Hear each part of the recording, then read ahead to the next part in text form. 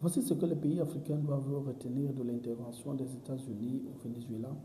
Déjà, il faut savoir qu'entre les pays développés et les pays sous-développés, il n'y a pas d'amitié, il y a juste des intérêts. Les pays sous-développés ont des matières premières, ils ont des minéraux, ils ont, comment je peux dire, ils ont encore des forêts.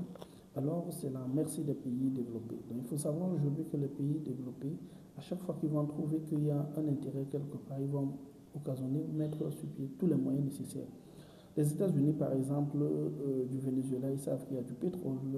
Ils dénoncent, par exemple, que le président est narcotrafiquant, mais ce n'est pas tout.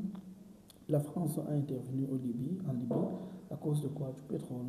La Côte d'Ivoire a intervenu, la France a intervenu en Côte d'Ivoire à cause de quoi? Il fallait la stabilité politique pour leurs investissements.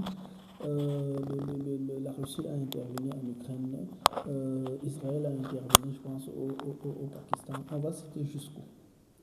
Ce que les pays africains doivent retenir de ce raid-là, c'est qu'ils seront tous à la merci des grandes puissances. Alors leur sécurité viendra du fait qu'ils sachent se mettre ensemble. Leur sécurité viendra du fait qu'ils sachent avoir une monnaie unique en Afrique, qu'ils sachent avoir un marché unique pour mieux adresser, pour mieux négocier sur l'échiquier international et mieux adresser leurs problématiques, mieux se défendre d'ailleurs, développer des armées. S'ils n'arrivent pas à le faire, ils seront aussi victimes de ce type de troubles tels que le Venezuela. À plus forte raison, si leurs dirigeants développent une mauvaise notoriété à l'international. Ciao.